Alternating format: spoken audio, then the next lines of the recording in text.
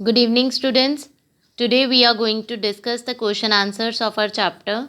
So, the first question we have, why should curd and the sour substances not be kept in brass and the copper vessel?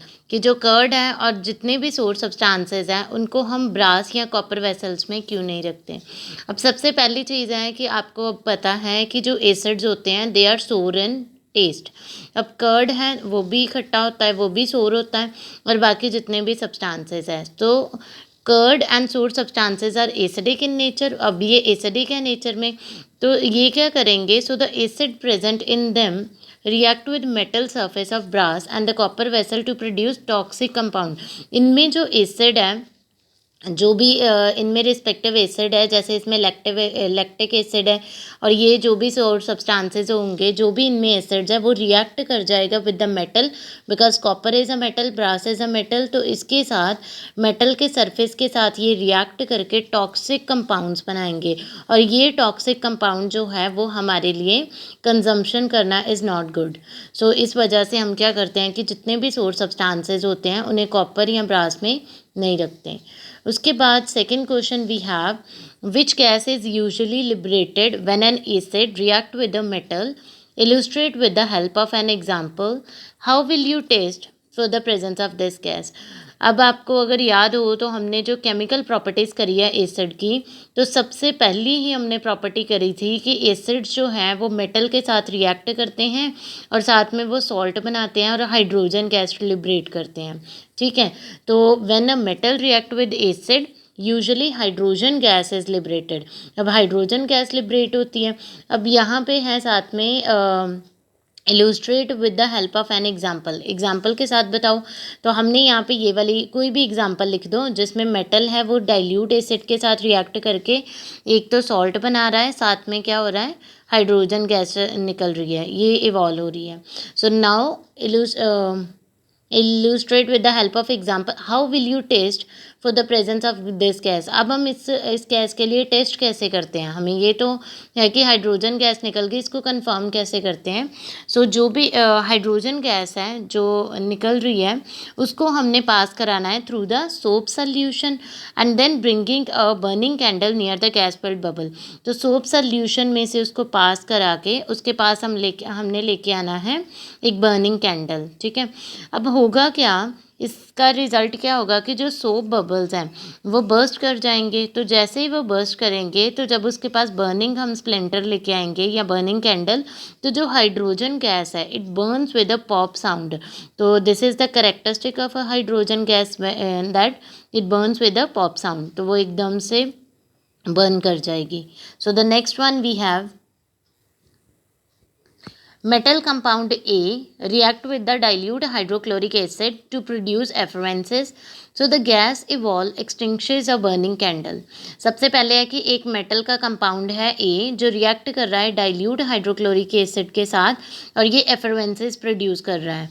एफरवेंसेस आपको पता ही है कि जब हमने bottle कोई ऐसा सब्सटेंस जिसमें गैस जो है एकदम से इवॉल्व करती है, जो गैस को इवॉल्व करता है, so the gas evolve extinguishes a burning candle. तो जो गैस निकल रही है वो कैंडल को एक्सटिंक्श कर रही है। Right a balance chemical equation.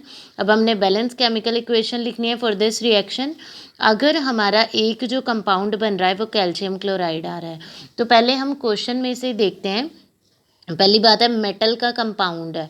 अब कोई भी मेटल होगा जिसके साथ कोई पर्टिकुलर हमारे पास आयन लगा है, मींस उसका कंपाउंड बन रहा है ए। अब वो रिएक्ट कर रहा है डाइल्यूट हाइड्रोक्लोरिक एसिड के साथ, तो वो प्रोड्यूस कर रहा है एफरवेंसेस। तो जो भी गैस निकल रही है ये बर्निंग कैंडल को बंद कर रही है।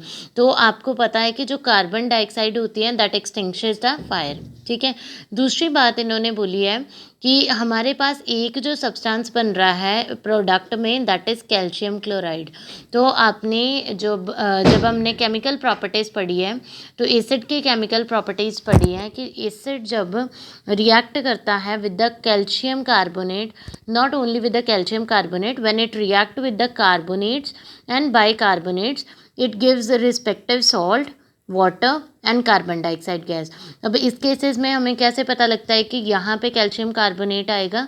इस केस में हमने HCl लिया, क्योंकि HCl यहाँ पे है कि वो रिएक्ट कर रहा है विद डाइल्यूट HCl। अब डाइल्यूट HCl के साथ ये रिएक्ट किया रहा, यहाँ पे डाइल्यूट भी लिख सकते हैं, एक्वस भी, क्योंकि डाइल्यूशन कैसे होती है, जब उसका वाटर में डाला जाता है तो वाटर के साथ उसको डाइल्यूट किया जाता है, उस सोल्यूशन को हम एक्वस भी बोलते हैं। अब ये, और हमारे पास एक चीज़ आई कैल्शियम क्लोराइड, ये हमें पता है कि कार्बन डाइऑक्साइड निकलेगी। सो इनसे जब हम देखेंगे तो वाटर तो हमें पता ही है कि इस रिएक्शन में निकलना ही निकलना है। सो बिकॉज कैल्शियम भी है इधर, ठीक है, क्लोराइड भी है, तो यहाँ से हमें पता ये लग रहा है कि हमारे पास जो कंपाउंड होगा that would be calcium carbonate. So then the next question we have, why do HCl, nitric acid, etc. show acidic character in aqueous solution while solutions of compounds like alcohol and glucose do not show acidic character? अब हमें ये पूछ रहे हैं कि जो HCl है, hydrochloric acid है या नाइट्रिक एसिड है, ये एसिडिक करेक्टर शो करते हैं इन एक्वस सोल्यूशन, लेकिन जो कंपाउंड्स है, अल्कोहल हो गई, ग्लूकोज हो गया, हाइड्रोजन, तो इनमें भी है, but why they are not showing acidic character? तो सबसे पहली चीज़ ये हमने तब भी डिस्कस करा था जब एक्टिविटी पढ़ी थी, जो एसिड्स होते हैं जैसे HCl है या नाइट्रिक एसिड है, ये क्या करते हैं कि एक्वस सोल्यूशन में आयोनाइज हो जाते हैं, पूरी तरीके से आयोनाइज होकर ये देते हैं H पॉजिटिव आयंस। तो आपको पता है कि जो एसिडिक करेक्टर है that is due to the presence of H positive ion. So due to this reason the acid show acidic character, क्योंकि ये दे रहे हैं हमें H पॉजिटिव, तो इसी वजह से एसिडिक करेक्टर शो कर रहा है। लेकिन हमारे पास जो कंपाउंड है लाइक ग्लूकोज है, इथेनॉल है, अब इसके फार्मूला में भी देखो इसमें हाइड्रोजन है, C6H12O6 हाइड्रोजन इसमें भी है, इथेनॉल के फार्मूले में भी हाइड्रोजन है, but they do not ionize in the aqueous solution to give hydrogen. ये क्या करते हैं कि जब these are the organic compounds, तो जब इनको हम एक्वस सोल्यूशन में डालते हैं तो ये डिसोसिएट करके हमें हाइड्रोजन आयन नहीं देते। अब हाइड्रोजन आयन नहीं होंगे तो एसिडिक करेक्टर नहीं शो होगा, because this is responsible for the hydrogen ion. Ions are responsible for the acidic character of a solution. So they do not show the acidic character. So the next one we have, why does an aqueous solution of N acid conduct electricity? अब acid का जो aqueous solution है वो electricity क्यों conduct करता है? This is also because of the presence of ion. So because only in aqueous solution of acid the acid ionize completely to form cation and anion. अब आपको पता है कि सिर्फ और सिर्फ एक्वस सोल्यूशन में क्या होता है कि जो एसिड है वो डिसोसिएट होकर आयन्स बनाएगा, positive ion and negative ion. अब ये जो आयन्स होते हैं इन्होंने क्या करना है, मूव करना है toward their respective electrodes. For example जैसे कैटायन है, इसके ऊपर पॉजिटिव चार्ज है तो ये मूव करेगा toward the cathode which have the negative charge. अब एनायन है, इसके ऊपर नेगेटिव चार्ज है, ये मूव करेगा toward anode which have the positive charge.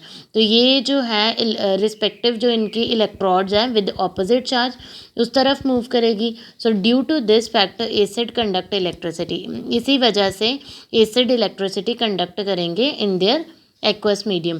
For example यहाँ पे HCl है, तो HCl को जब हम एक्वस सोल्यूशन में डालते हैं तभी ये हमें H पॉजिटिव और Cl नेगेटिव देते हैं.